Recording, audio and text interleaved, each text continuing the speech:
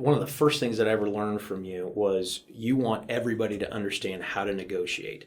Not just, oh, hey, take a class once in a while, but actually make this as part of the way you work with your customers on a daily basis. Yeah. Why is negotiation such an important role in the bank? Most bankers, most places, it's order takers. You're order takers. That's the easier thing.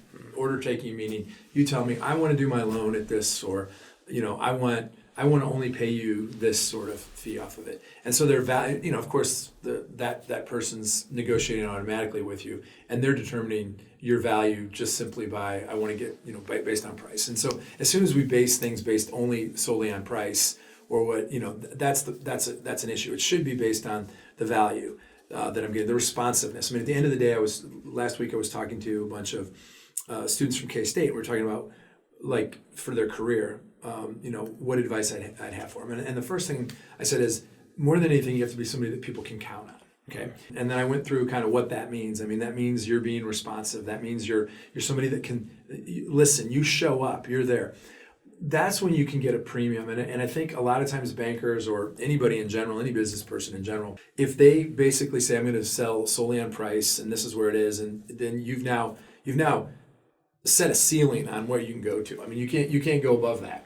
And the reality is you can when you're responsive. You can when you provide something to that, when you call on a Saturday and I'm going to listen to you, I'm going to get to you, or I'm going to bring something over. So I want people to think about that, not because it's negotiating per se. It's because I don't want them to limit what their value is, right? And that's a big thing, because if you limit what your value is, something's going to replace that. If you don't bring something different to the table, and there's so much stuff with AI that's happening that we're working on, that at the end of the day, it's going to replace that if you don't actually have an expertise.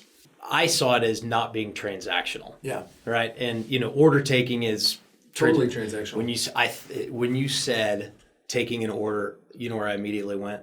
I'm at the ice cream shop with my 10-year-old, right? And not a high value. Not high. The price is what the price is going to be. You know what it is coming in. That person behind the window is not. But you've had, think about it, even in a restaurant, who is taking your order, but you've had some great servers, I bet, in your day. And that, add value on, here's something that I found. I don't know that this would be what I'd have today. Or, you ought to try this. This just came in. It's really, really good. And they're always seeing a need. This is awful, right? But as we get to be, you get to be about 50, the night is not you don't go to bed at 10 o'clock and then wake up at 6. There's a stop in between a lot of times, right? And I always know how good a service I had at a restaurant how many times I have to get it, because the water was filled so well. Right. And I love water. So I'm drinking that. And you can kind of tell that. And that service, though, ends up, when you have great service, then that tip becomes bigger, or you don't mind, I'm going to go ahead and have the dessert with it, and I'm going to put more on that bill and stuff like that. And you're going to refer other people to go there. Absolutely. Now, here's the other thing about that is that service generally, now there's a lead, right? Yep. So there's the lead waiter, but the lead waiter requires that the water guy is also picking up their slack. The best restaurants I've been to has the lead relationship, but everybody else is there to help supplement. And the cook, the guy that's they're doing a good, the chef, they're doing a good job of getting that done on time. Somebody's coming over, taking your plates out. That's always one of those things that gets me. They're really quick. They're taking your plates before you have it, but they see it when it needs there. They get you the extra spoon when you need. You're not. I think for some reason she's always without a fork somehow or something like. They always forget her silverware. So they know she's capable. Yeah, probably. When did you get started in banking?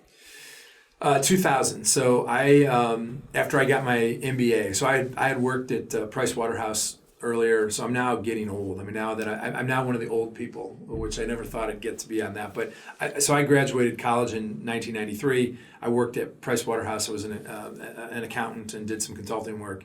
After 5 years, I left, went back, got my MBA, and then I got into banking in 2000, really because of kids, because we had 2 kids and we found out we were having our third, and we wanted to go back to our hometown of Cleveland. And so I was looking at what was available there, and I was really close at taking a job at Eaton Corporation, which is a really big conglomerate, does a lot of different things, had a really cool program. And then I on a whim, I had interviewed through National City, and which is now PNC, but I just decided to go ahead and go through with the interview the day before I was leaving for Christmas vacation, and I ended up loving the people, and I really love the idea of you got to see a lot of different businesses, you got to get to know a lot of different people. So it was a lot like my accounting career, where I was in a lot of companies. And I thought, I might not know what I really want to do right now. Why not go into banking, and then I could see different industries. And this is, everything's .com at this point in time. By the way, right around this time, I had an opportunity to go to Amazon. One of my friends did go to Amazon from business school, quit school and went to Amazon. I had an opportunity to do that, and I didn't do it. So he did that, then became the chief franchise officer for Facebook when they went public. And so now he and his billions of dollars are sitting in Hawaii. He's not having near as much not fun nearly as we as much are. fun as I have. That's right. Yeah. You gotta keep mixing it up. Yeah, right. that's I mean, right. they probably don't even know what the heck to do with their life. Yeah, sure. But we will take their deposits. That's right. Right. Yeah, we could. Okay, They'll so probably get paid for it though. Coming out of, I always have told people that the background of accounting is probably the best background to have, because even if you stink at it like I do, you still get to understand a significant part of business that's always going to be there. Yeah, no doubt. So for me, one of the seminal moments in when I think back over when I've made huge steps in my career, I remember it was my second year, and it was a February evening. I was in the building, the skyscraper in Cleveland, where Pricewaterhouse was, and I had to get a cash flow statement done for a client of mine for their audit, and it was 10:30, 11 o'clock. I couldn't get it to balance. Well, the nice thing about a cash flow, I couldn't get it to equal. You know what the answer is. You know what your beginning cash balance was, and you know what your ending is, and so they have to. You know the difference between them, and so that's what it's got to end up being. And I remember, I don't know if they turned up the heat or whatever, but it felt like it was 90 degrees in there, and I'm in a suit, and I am so wanting to get this done and go home. And it clicked on how everything worked together. And it's, now looking back on it, I'm like, well, of course I could have been able to, but I knew exactly what was driving it and how things were moving on the balance sheet to drive the cash flow statement, because that's what happens. Things on the cash flow, things in the balance sheet are moving, and they're proved out in the cash, in your cash position, and you have to determine whether it's financing, operating, investing, and anyways. So I remember that moment of getting that, and then that's something that even to this day now I automatically know. They're struggling with cash, or they need financing. What's going on? Well, let me look and see what's going on with receivables or inventory or their payables. And boom, it tells you the story right then. But I remember that evening figuring that out. And so that's been so critical, because, it's hard for somebody to BS you when you can kind of quickly look at the financials and know what's going on. It's like learning another language. Yeah. And I often think some of the most sophisticated business, founders, entrepreneurs, they still don't know that. Right. They rely on which is fine, but it does put you at a disadvantage when you don't know that language. Well, right, and the thing of it is accounting. There's which my dad was a CPA, and early on he would teach me the accounting formula, which is assets equals liabilities plus shareholder equity or net worth or capital, whatever you want to call it. And with that, there are life lessons within that, which are basically in your personal life. Are you driving your assets? You want to drive your assets larger, you want to drive your liabilities smaller, so that you have bigger equity, that you have a bigger net worth, you have a bigger shareholder equity or capital. So I think about that a lot when I think about a lot of that within life, but I also think about it within companies. And that's why we were talking a little bit about CRE. You have certain CRE investors who they can't wait for the next deal, and so they're putting all their money back into something else, and they're levering it up, and so they want to lever and lever and lever, and they're expanding their liabilities. They're not driving as much shareholder value, and so I think that's a good thing that I take in life in general. Am I driving up my assets, and am I driving down my liabilities? So. Can I ask you how you use that in your personal life? Yeah. So I mean, I use that when I think through about. I think about compounding a lot, and I don't know I don't know if Brad talked about compounding in your. Did you guys talk about compounding? I'm sure we did. Okay. Of course. But compounding, and that's one of the things what I love about Brad, and that why it's just such a that we speak a lot.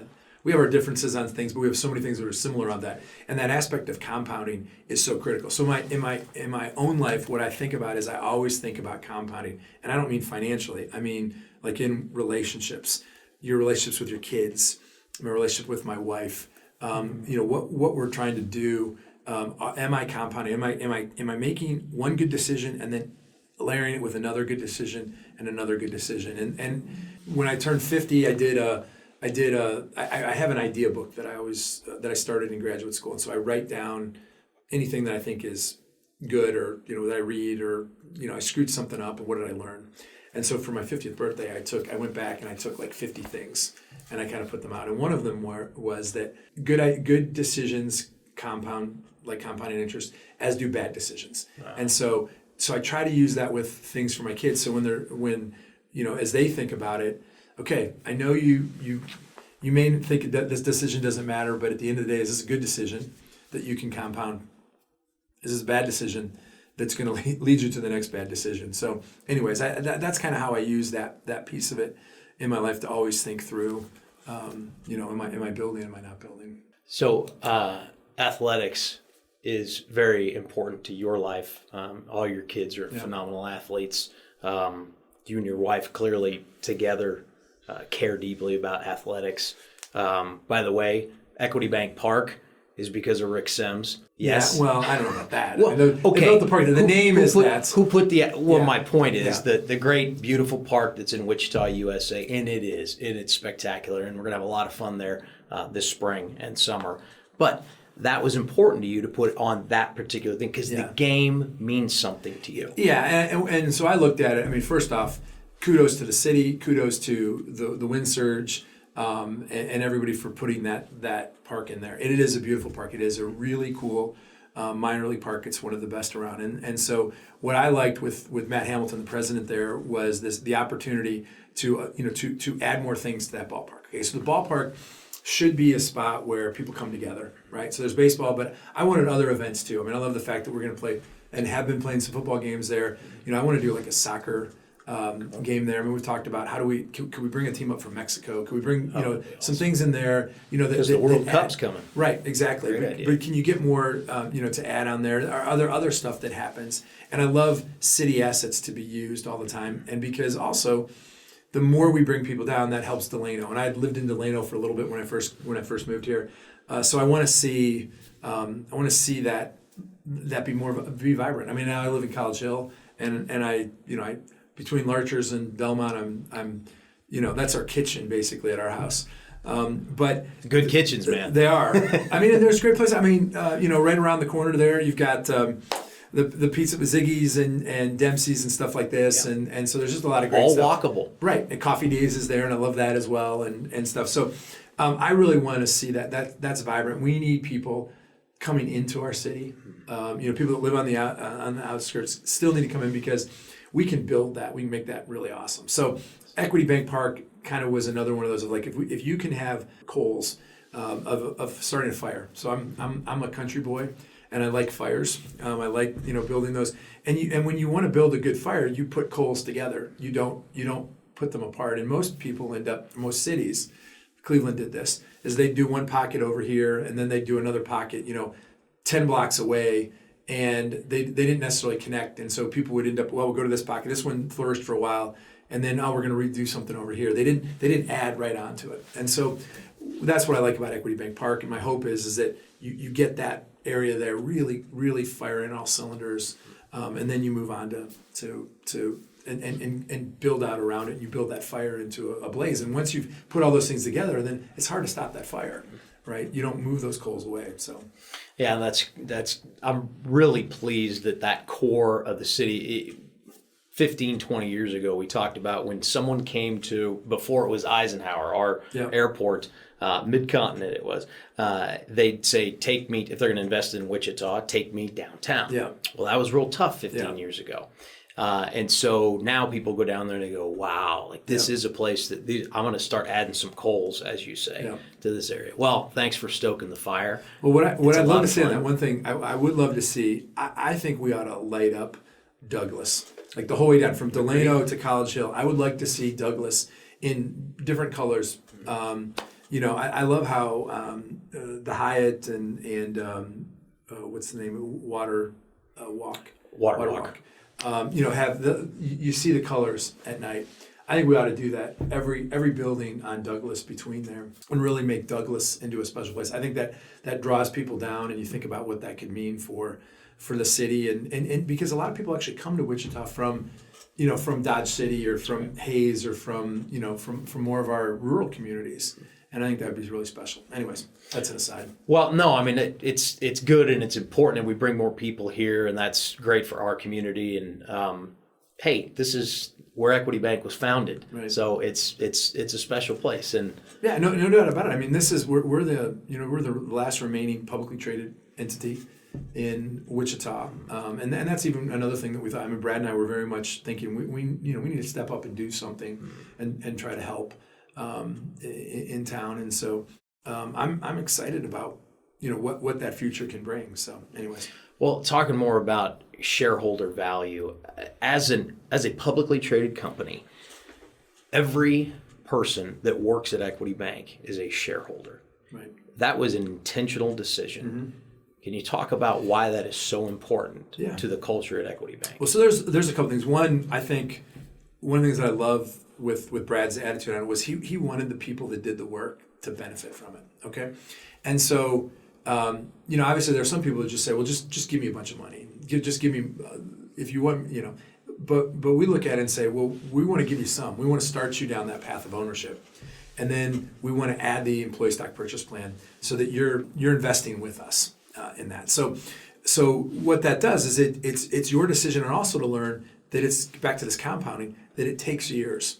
I think most people, I want something rich, and I want it right now. I want my stock to go from $2 to $3,000, and I want to have a bunch of shares of it, and so that way I can go and do something else. But I don't think we were made to not work, and so no question about it. And I also think that I know for me, I'm not sure that I ever really want to get to retirement. I mean, I probably, it's a terrible word. I need to probably do something different, but I think it's a first world, and it's probably a newer type of thing. Now that doesn't mean you shouldn't be enjoying things, but what should happen is you should be gaining experiences and then be able to do something different, but you're always adding value to the world.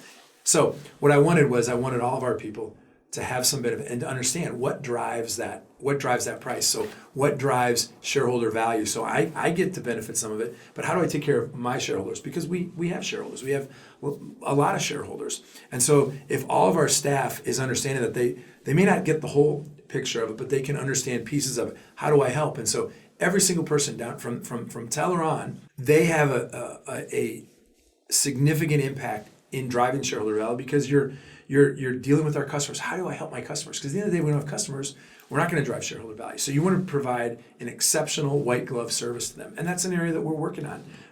And so if you're an owner, right? If you're an owner, you don't leave until something's taken care of. You don't. If that customer's not happy, you take care of them. And I wanted to be able to kind of push that culture through the organization.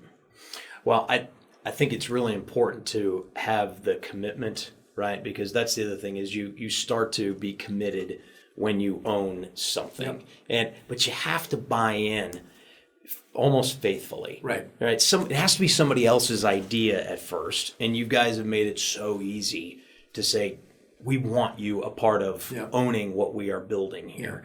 And another thing that you talk about is bloom where you are. And I think what's really cool about that is it allows you to get really focused on doing a good job and actually becoming like a craftsman at your trade, right? Whatever that is, because there are opportunities all across Equity Bank and our amazing footprint. However, where you're blooming makes a major difference across our entire footprint when you're doing it well, because we start to adopt that very good practice. Does that make sense? Yeah. And I mean, it's one of those things where you talked about like our family being in sports. So our oldest son played at KU, was a baseball player at KU. So he was a shortstop at KU. After his freshman year, it wasn't like he wanted, and he was a little undersized.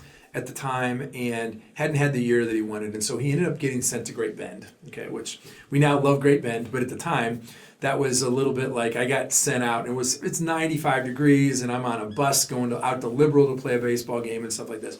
And he and I talked, and we talked about, look, this is where you are, and you can either complain about it or you can figure out that you have about 60 days that you're playing baseball this summer.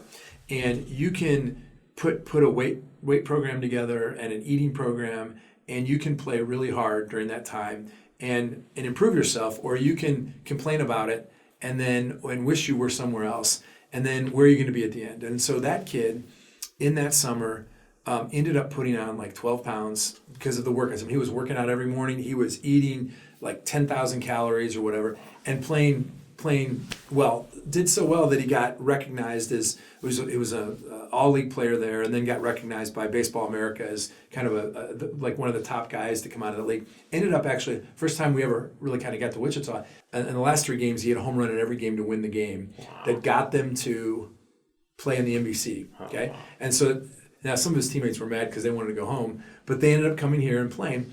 And when he came back, that set him on a path at KU where now all of a sudden he was the shortstop. He was the guy, and ended up being all Big 12 as a junior, and ended up getting drafted by the Rockies and things. But and gained, and the overall gained 50 pounds during his time at KU. Amazing. Because of, okay, I got to bloom where I'm planted right now. It's not where I want to be, but I can't do anything about that, but I can make it better right now. I'm gonna stay inside this, whatever it is, the 6 inches in my head. I'm gonna stay in this three foot box that I'm in, and I'm gonna do everything I can right here, right now.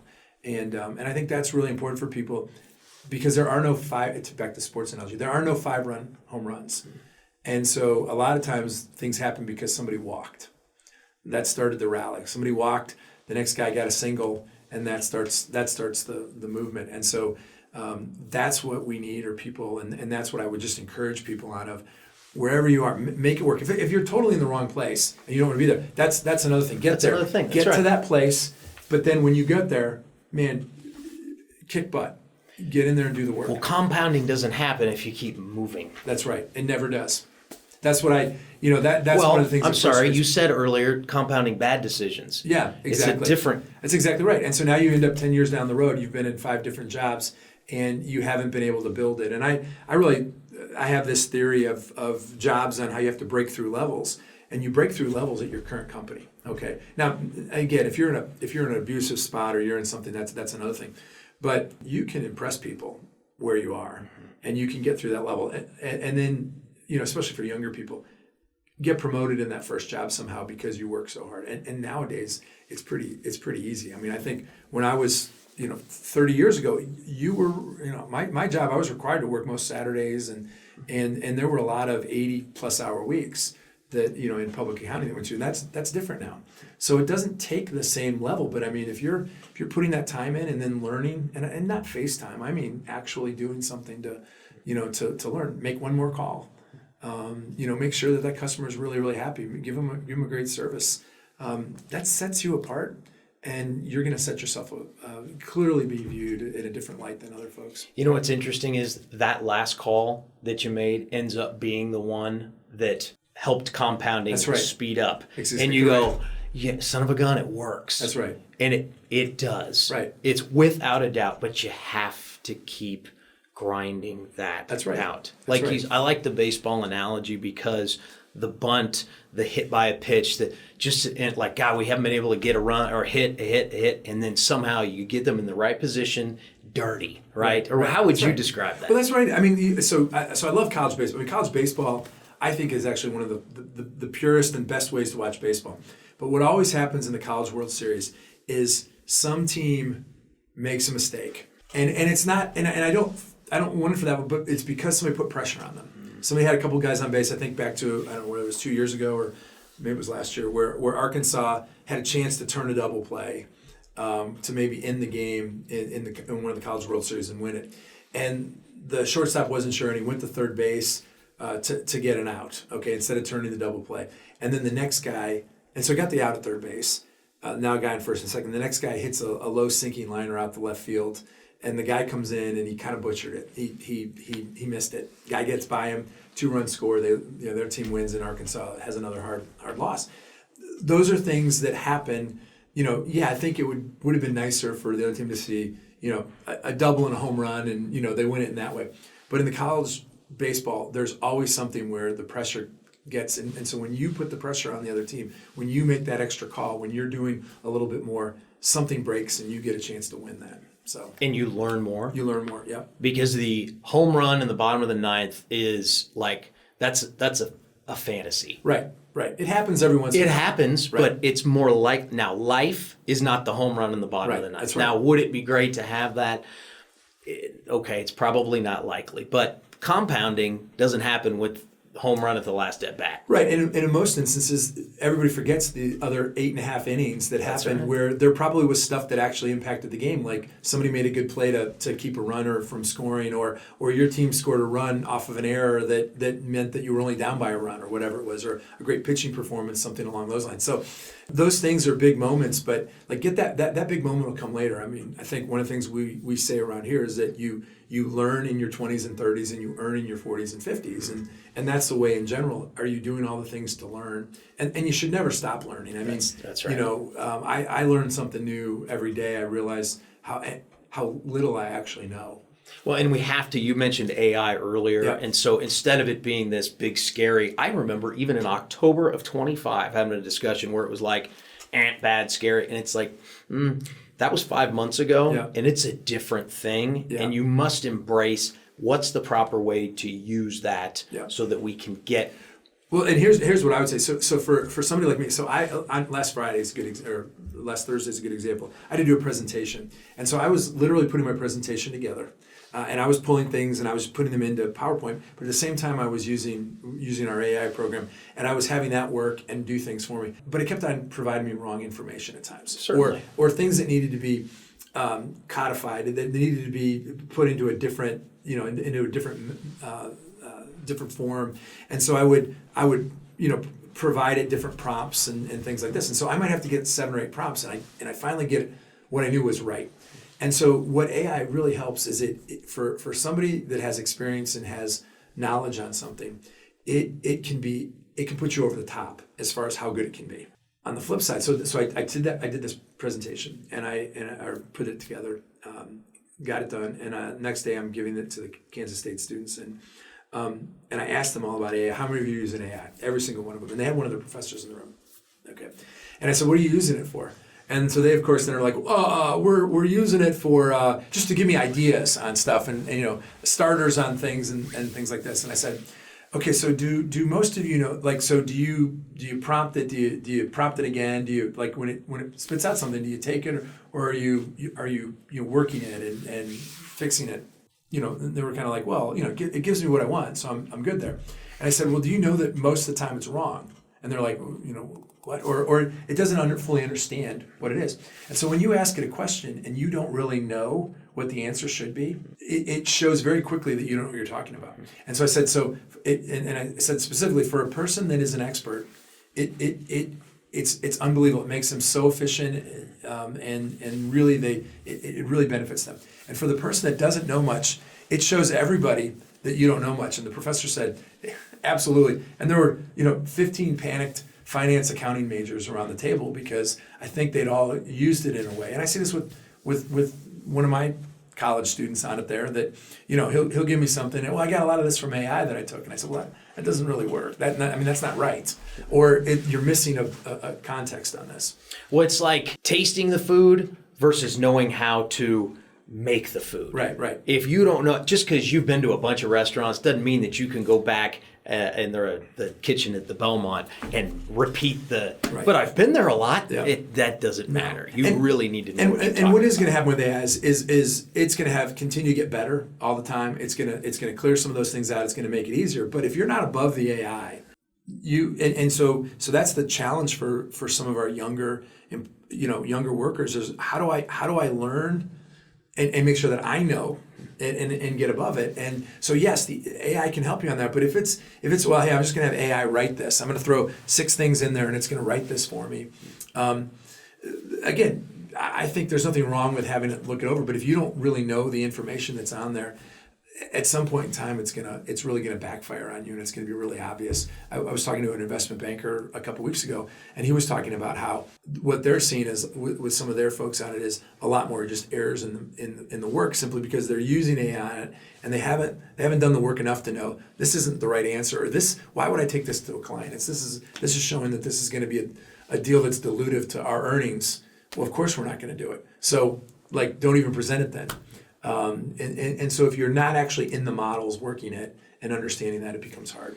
Well, it's like your dad taught you the formula and you had to sit down and you did it. And by the time you're in your early 20s, it's 90 degrees and then you go, that eureka moment. And it's like, okay, now I got it. Yeah. Now you can use other tools. Now it's almost like you've graduated to use these other tools that can be beneficial. Right. As opposed to starting with those tools, born on third base. Is that doesn't work very well. One of the really unique things that I've ever heard you say is, you said, I hope that I influence the people here and give them an opportunity to be better. Yeah. You really care about developing people.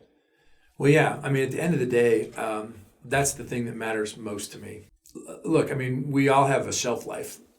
And at some point in time, I'm not going to be around. And what I really want is I would like to teach people the way to do it right. Like, I love people. I really want to see people do their best. Because it's a better world when that happens, right? I mean, when people step up and see a need and meet it, and that makes the world better. And so from that standpoint, I want people to do really well because I want them to make money, because I'm a capitalist at heart, because I think capitalism helps people. At the end of the day, you think about what's going on in the world on stuff, but capitalism. When we create good jobs and we create new jobs and we create wealth for people, those things solve problems. I mean, they help solve problems, health problems. They help provide food. It helps provide shelter, all those types of things. And so I want our folks to do as best as they can so that they can help those people around them. I want to get to a point where the reality is we're small enough that if I could add 10 people that were unbelievably great salespeople, they changed the whole trajectory of our company. You're adding those little pieces like that of somebody that has an idea that's really that you can count on, right? That's somebody that'll get it done. I mean, you don't need a lot of those to change the world. And they're like that. They're like those coals, and you put them together, and it becomes a fire. Then other people see that, and other people pick on that. So yeah. So at the end of the day, for me, I want people to do their best. I want people to be happy. It's hard. Life isn't always happy. I mean, you have tough times on it, but I would ideally like them to figure out what they do best and go do it. Understanding that's also a little bit of a lie that everybody thinks that I got to be happy at everything I do. I mean, right. and within the work, you're going to find stuff. There's stuff that I hate every day. Certainly. But man, do I love the people side of it. And so that's enough for me. Just the people that I get in contact with.